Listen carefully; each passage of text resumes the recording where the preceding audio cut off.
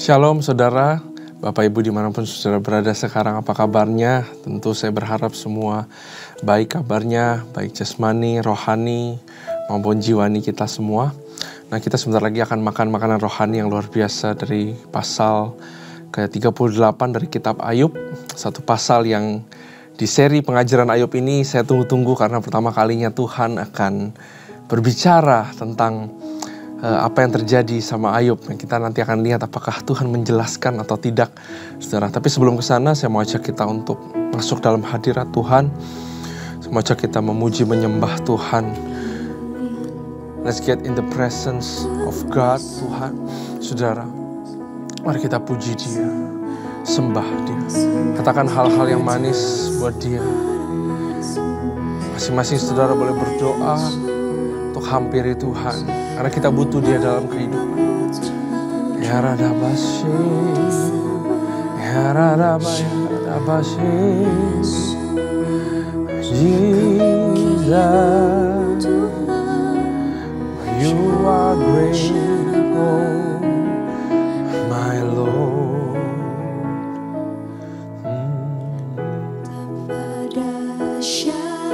Engkau Tuhan, Pencipta segala yang ada,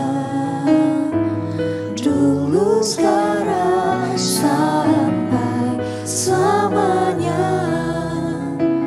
Hanya Engkau Tuhan, tak terselami pikiranmu, tak terukur panjang setiamu, dulu, sekarang, sampai selamanya. Hanya Engkau Tuhan, ku sembah Engkau Yesus. Hanya Engkau Allah di hidupku, tiada yang lain, hanya Kau, hanya Engkau Tuhan. Selamanya Kau tetap Allah, walau dunia semua bergoncang, tak tergoyahkan, Kau tetap Allah.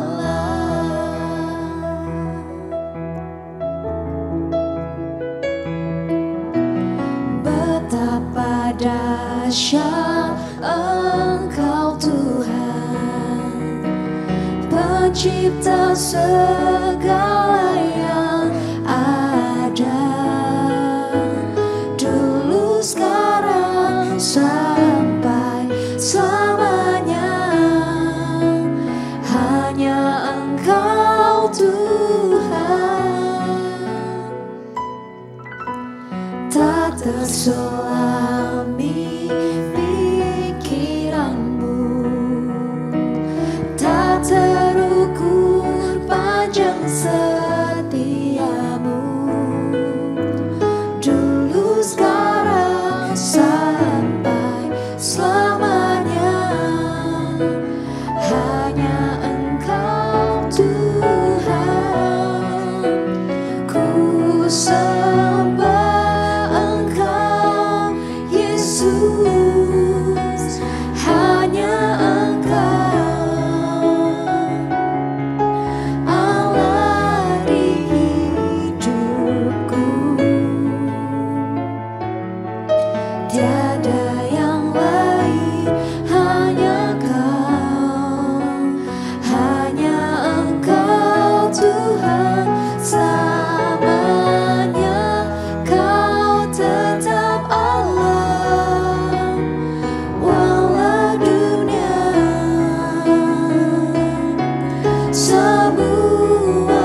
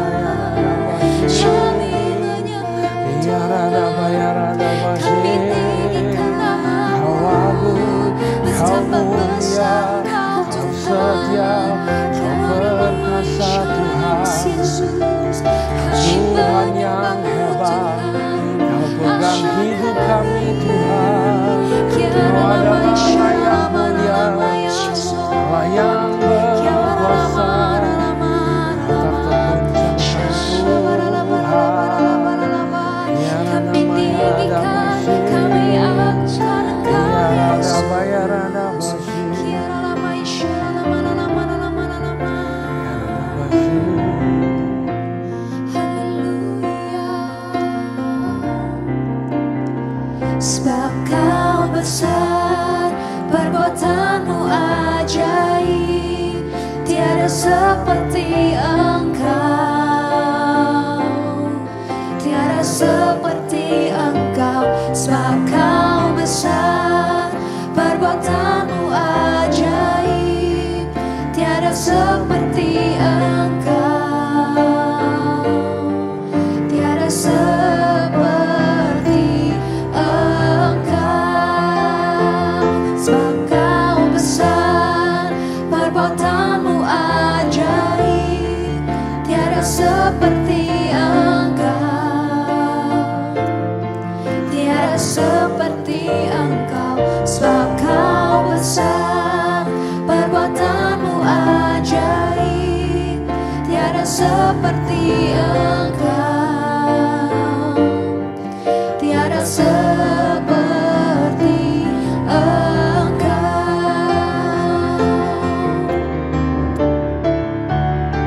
Sebab Kau besar, perbuatanmu ajaib, tiada seperti Engkau,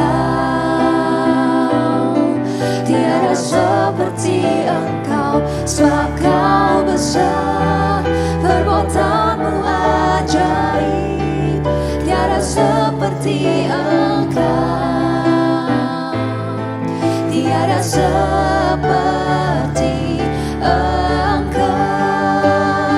Sebab Kau besar, perbuatanmu ajaib, tiada seperti Engkau, tiada seperti Engkau. Sebab Kau besar, perbuatanmu ajaib, tiada seperti Engkau, tiada seperti Engkau, tiada seperti Engkau, tiada seperti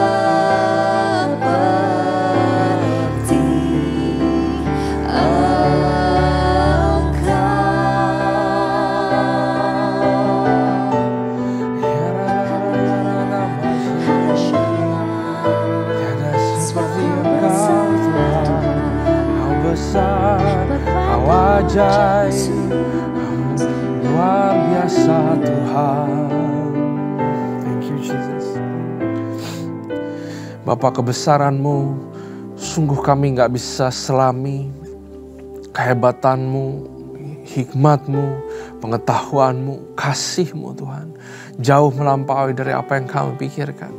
Yang kami bisa tangkap cuman you are for me. Kau adalah bagian daripada kami. You are not against us, tapi Kau ada bersama-sama dengan kita. Bersyukur sekali kami punya Tuhan yang seperti Engkau. Bapa, urapi kami supaya kami mengerti firman-Mu. Lidah bibir hamba-Mu Kau berkati, sembunyikan hamba-Mu di balik salib-Mu. Supaya kebenaran diperkatakan, rema didapatkan, understanding didapatkan. Supaya kami boleh ditanami benih yang kami percaya akan berbuah buat orang lain. Dan transformasi kehidupan juga boleh terjadi lewat belajar dan mengerti akan firman-Mu. In Jesus name, haleluya, amin. Shalom sekali lagi saudara, salam sukacita, damai sejahtera buat kita semua. Nah, mari kita buka kitab Ayub saudara, pasal yang ke-38. Persiapkan saudara, Ayub pasal yang ke-38.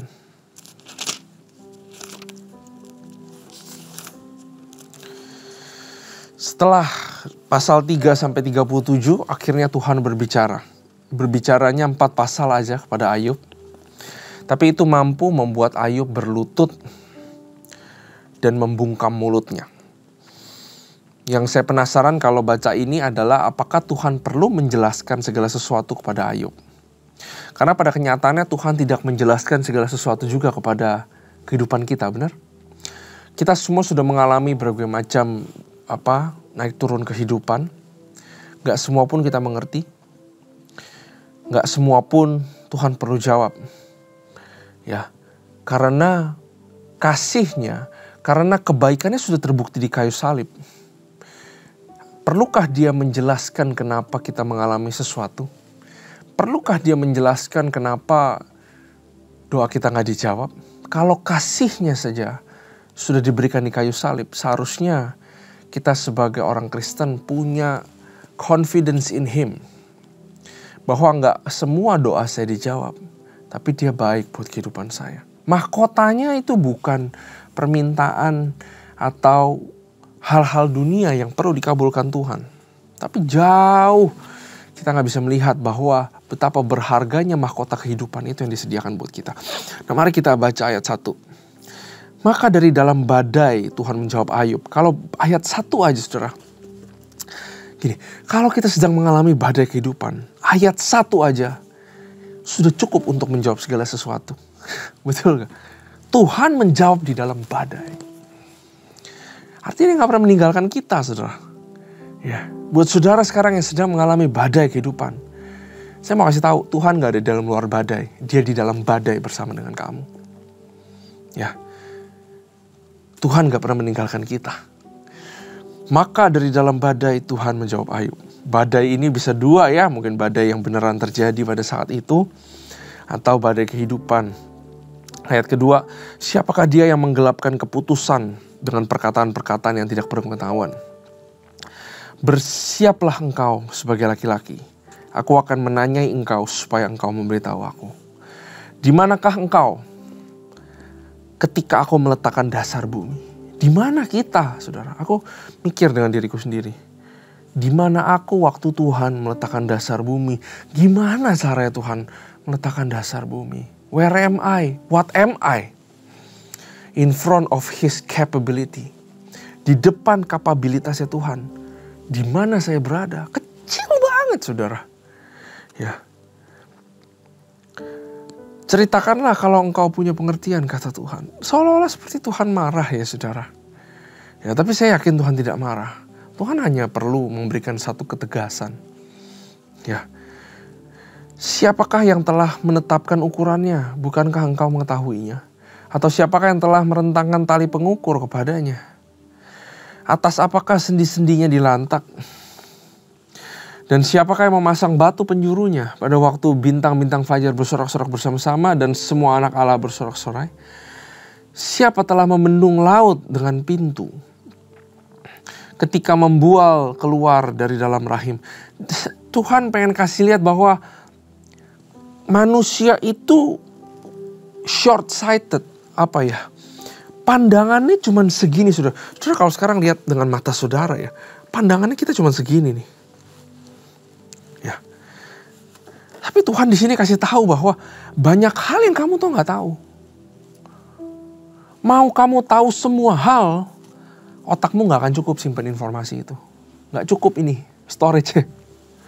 Gitu. Karena pandangan kita sempit. Kamu gak akan bisa lihat segala sesuatu. Kedalaman segala sesuatu. Why things happen. Itu, it's not yours. Bukan bagian kita manusia. Tapi itu yang dicari-cari manusia, betul. Kita pengen tahu segala sesuatu. Makanya Hawa jatuh, Adam jatuh. Karena mau jadi seperti Tuhan. Karena mereka tahu mereka terbatas. Walaupun diciptakan dalam serupa segambar Allah, mereka terbatas. Mereka mau jadi seperti Tuhan. Kita selalu mencari sesuatu. Kita selalu mencari jawaban. Kita selalu berusaha untuk melihat segala sesuatu. Bahkan kita mau coba lihat masa depan. Tapi firman Tuhan bilang, kamu di mana? Ya, waktu aku ciptain bumi. Kita merancangkan kehidupan kita satu demi satu. Merancangkan kehidupan anak kita. Saudara yang punya anak, saudara udah siapkan rencana-rencana kehidupannya sampai nanti sekolah. Saya pun begitu. Tapi firman ini bilang, sehebat itukah kamu? Ya, ada firmannya pernah bilang bahwa manusia bilang, ya kita nanti akan ke sini, kita nanti akan ke situ, nanti kita akan berdagang, kita akan ke itu. Tapi firman Tuhan dia bilang apa? Kamu gak tahu kamu besok mati. Ya, ini untuk kasih kontras kepada kita bahwa kita itu siapa. Kekuatan kita itu terbatas, saudara. Rencanamu itu terbatas. Pemikiranmu buat anakmu terbatas. planmu, SOP-mu di gereja itu terbatas. Ya. Ini dalam dan deep, saudara. Kita harus pelan-pelan di sini. Ayat 8, siapa telah membendung laut dengan pintu ketika membual keluar dari dalam rahim? Ketika aku membuat awan menjadi pakaiannya dan kekelaman menjadi kain bedungnya. Ketika aku menetapkan batasnya dan memasang palang dan pintu. Ketika aku berfirman sampai di sini, boleh engkau datang, jangan lewat. Di sinilah gelombangmu dan congkak akan dihentikan. Pernahkah dalam hidupmu engkau menyuruh datang dini hari atau fajar, kau tunjukkan tempatnya? Untuk memegang ujung-ujung bumi sehingga orang-orang fasik dikebaskan daripadanya. Bumi itu berubah seperti tanah liat yang dimeteraikan. Segala sesuatu berwarna seperti kain. Orang-orang fasik dirampas terangnya dan dipatahkan lengan yang diacungkan. Engkaukah yang turun sampai ke sumber laut atau berjalan-jalan melalui dasar samudera raya? Apakah pintu gerbang maut tersingkap bagimu? Atau pernahkah engkau melihat pintu gerbang kelam pekat? Apakah engkau mengerti luasnya bumi? Nyatakanlah kalau engkau tahu semua itu. Di dalam Ayub demanding for God's answer, why this is happening, malah Tuhan menjelaskan level yang lebih tinggi lagi. Bahwa mencari jawaban kenapa sesuatu terjadi dalam kehidupan gak lebih penting daripada mempercayai dan mengenal siapa Tuhan.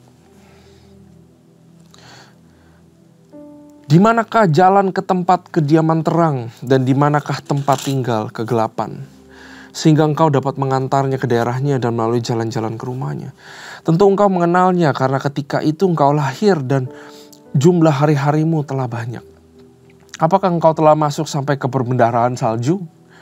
Atau melihat perbendaharaan hujan batu? Yang kusimpan untuk masa kesesakan dan waktu pertempuran dan peperangan? Di manakah jalan ke tempat terang berpencar? Ke tempat angin timur bertebar ke atas bumi? Siapakah yang menggali saluran bagi hujan deras dan jalan bagi kilat guru, untuk memberi hujan ke atas tanah di mana tidak ada orang, ke atas padang tandus yang tidak didiami manusia, untuk mengenyangkan gurun dan belantara dan menumbuhkan pucuk-pucuk rumput muda? Apakah hujan itu berayah? Atau siapakah yang menyebabkan lahirnya titik air embun? Dari dalam kandungan siapakah keluar air beku dan embun beku di langit? Siapakah yang melahirkannya? Air membeku seperti batu dan permukaan samudera raya mengeras. Saudara, menurut saya ini suatu jawaban yang very very beautiful. Untuk seseorang yang butuh kekuatan Tuhan, yang sedang meragukan Tuhan, dia mendapatkan satu pencerahan lagi bahwa Tuhan itu luar biasa banget. Kenapa aku harus takut? Untuk para pelayan Tuhan, para pengerja, kadang kita merasa kita hebat. Kadang kita merasa kita tinggi banget ya, jadi pengerja. Kadang kita berdiri di mimbar rasanya udah keren banget. Kalau baca ini, saya sendiri menyadari siapa saya. Bagikan ini ke saudara, siapa saya? Dia yang hebat, bukan saya. Saya cuma bisa taat aja, saudara. Ini benar-benar menyadarkan kalau kita sebagai pelayan, hati hamba itu seperti apa. Bahwa Tuhan kita itu besar banget. Dan kadang-kadang kita masih menyombongkan diri kita. Gara-gara ada gua tuh. Gara-gara saya tuh. Coba gak ada saya. Nih biar gua aja. Siapa kita di hadapan Tuhan, saudara? Ya. Ayat 31, dapatkah engkau memberikan ikatan bintang kartika dan membuka belenggu bintang belantik?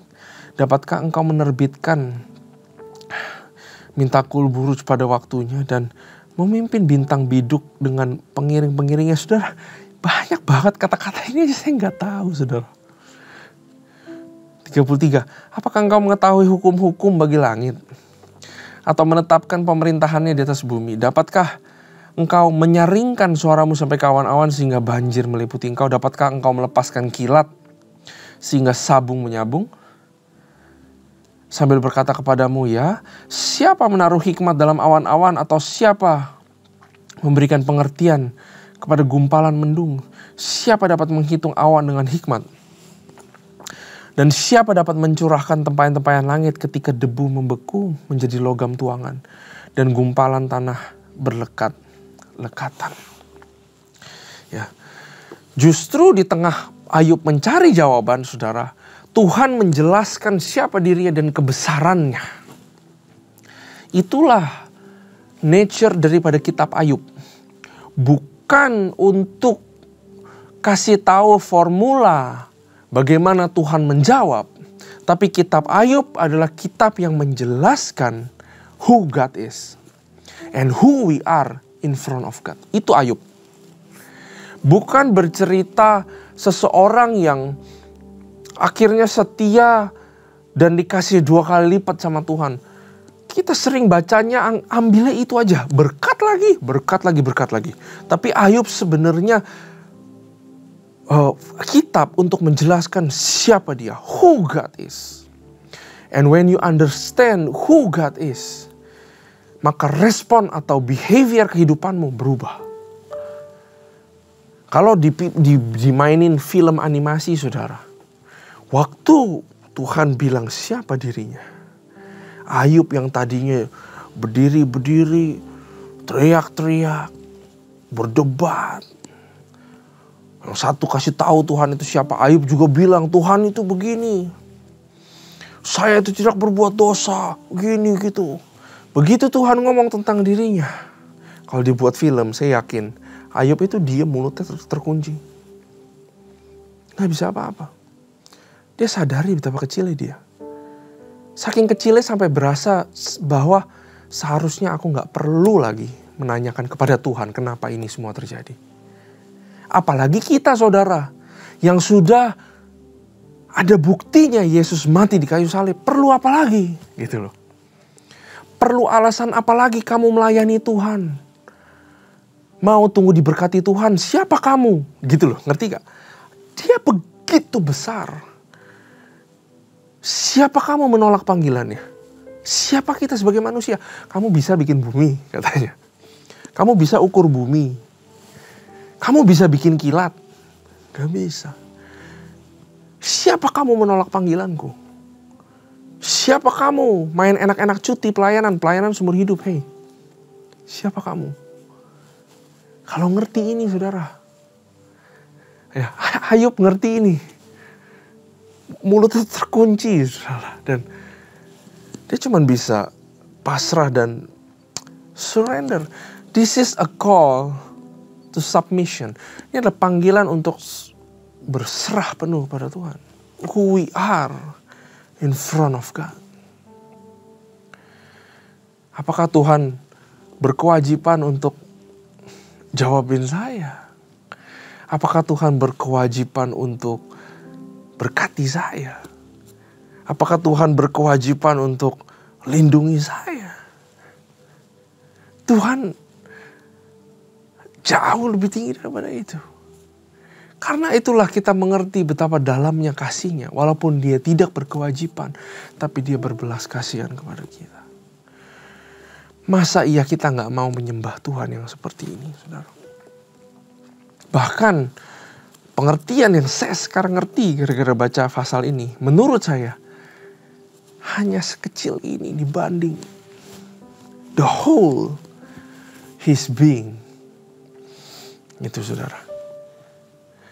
Karena itu, saudara, sudah jelas jawaban dari Tuhan. Humble ourselves in front of God. Siapa kita di hadapan Tuhan? Untuk berhadapan sama Dia, untuk partnership sama Dia, tetap perlu yang namanya kerendahan hati, merendahkan diri di hadapan Dia. Ya. Dan pasal ini mengajarkan trust in His wisdom. Buat saudara yang sedang perlu wisdom, kebijaksanaan untuk memecahkan suatu masalah dalam kehidupan, untuk keluar daripada satu lubang, trust in Him. His wisdom is unlimited. Panjang tidak terukur. Trust Him. Cari Dia. Bukan cari dengan cara sendiri. Cari Tuhan. Cari itu sampai ketemu, saudara. Cari itu beda dengan, ya udah coba deh ke Tuhan. Beda. Cari itu udek-udek segala tempat. Sampai, itu gini, dulu waktu saya sedang menderita, saudara. Semua program gereja saya ikut, saya cari Dia. Semua firman, saya baca terus, saya cari Dia. Gitu. Ya, cari Tuhan. Karena Dia wisdom-Nya tidak terhingga. Dan akuilah di hadapan Tuhan bahwa hikmat kita itu gak ada apa-apanya di hadapan Dia. Ya. Ini adalah respon yang benar in suffering, in pain, di dalam kelemahan kita, di dalam pencobaan. Inilah, saudara, respon yang benar. Untuk tetap berkata bahwa Dia itu besar, Dia itu baik. Dia gak usah jelasin segala sesuatu. Bahkan kalau Dia gak perlu tolong saya, Dia gak perlu tolong saya. Itu full penyerahan sama Tuhan, betul? Seperti Esther waktu dia mau ketemu Raja Ahasiweros. Esther bilang ke Mordekai, semua puasa 3 hari. Pada hari ketiga aku akan menghadapi Raja. Dan tertulis dengan jelas kata Esther apa? Kalau aku mati, aku mati. Itu namanya full submissive. Kalau aku mati, aku mati. Raja tetaplah raja. Raja gak salah. Yang salah aku. Karena aku datang gak dipanggil. Itu loh. Isi hati, itulah. Hati. Penyerahan itu kayak begitu. Kalau hancur, aku akan hancur. Tapi aku akan tetap mendekat kepada Tuhan dan menyembah Dia selama-lamanya. Sama waktu saya mengalami kejadian, saudara. Waktu saya dan istri saya, anak kami yang pertama keguguran, saudara. Sakitnya itu sakit bukan main. Ya, saya percaya saudara juga pasti pernah mengalami kesakitan entah apapun halnya ya, saudara. Sakitnya bukan main, saudara. Tapi siapa kita untuk, saya bilang, siapa saya untuk bilang kepada Tuhan bahwa Tuhan harus, jangan bikin itu keguguran dong. Siapa saya? Dia Tuhan, kalau Dia mau ya Dia mau. Saya gak perlu tahu maksud dibalik sesuatu. Tuhan kalau izinkan itu, Dia izinkan itu dalam kehidupan. Nunggu udah hampir 4 tahun itu, saudara, saya gak punya anak. Sampai saya bilang sama istri saya, gak punya anak seumur hidup pun kita menyembah Tuhan. Gak punya anak seumur hidup pun Dia tetap Tuhan. Gak ada satupun yang kita bisa lakukan di dalam dunia untuk bikin Dia berubah pikiran. Saya gak mau bikin Dia berubah pikiran buat apalah. Tuhan adalah Tuhan, saya adalah saya. Saya ditebus, udah cukup itu satu. Submissive, saudara. Itu yang mau diajarkan kitab Ayub kepada kita. Tapi selain itu, kitab Ayub juga koin sebelahnya. Satu koin 2 sisi. Dua-duanya punya value. Yaitu apa? Di dalam kesesakan, Tuhan itu pasti menjawab. Respon hati kita begitu aja. Kita hanyalah seorang manusia. Tuhan adalah Tuhan. Tuhan menetapkan langkah orang percaya. Tapi di balik itu, Tuhan juga bilang bahwa, tapi saya selalu akan bersuara pada saat yang tepat. Begitu panjang dari pasal 3-37, akhirnya Tuhan ngomong sesuatu. Saudara yang sedang di dalam pergumulan, I want to tell you, selama kita punya sikap hati yang benar, Tuhan akan bicara. Walaupun saudara hatinya sedang kacau sehingga saudara gak bisa bersikap hati yang benar. Seperti Ayub, mungkin dia teriak-teriak marah-marah. Tapi saya mau bilang, Tuhan adalah setia. Dia pasti akan ngomong sesuatu. Dia pasti akan muncul. God is a God in difficult times. Tuhan justru paling sering keluar atau menyatakan dirinya in difficult times. Itulah Tuhan kita, saudara. Karena itu, saudara, saya benar-benar encourage saudara untuk benar-benar baca ulang pasal ke-38 sampai pasal yang ke-42. Untuk benar-benar ngedownload dan mengerti kebesaran Tuhan. Saat saudara dapeti kebesaran Tuhan, saat saudara benar-benar understand. Understand itu bukan di pikiran tapi di hati. Sampai saudara resapi itu dalam banget. Maka saudara pasti akan dapati sesuatu untuk kekuatan hidupmu. Entah apapun yang sedang saudara alami. Amin. Mari kita satu dalam doa. Tuhan, terima kasih buat firman ini yang begitu dalam. Untuk menjelaskan siapa Engkau dalam kehidupan kami. Kami gak salah menyembah-Mu Tuhan. Siapakah kami? Tapi Kau begitu baik kepada kami. Terus berikan kami rema dan pengajaran yang baru di dalam firman-Mu. Sehingga kami bertumbuh menjadi lebih dewasa. Dalam pikiran, dalam hati, dalam perbuatan. Dalam kata-kata, semuanya ya Bapa. Berkati program ini Tuhan. Karena program ini sungguh sangat memberkati. Hanya di dalam nama Tuhan Yesus kami berdoa. Haleluya. Amin. Tuhan Yesus memberkati.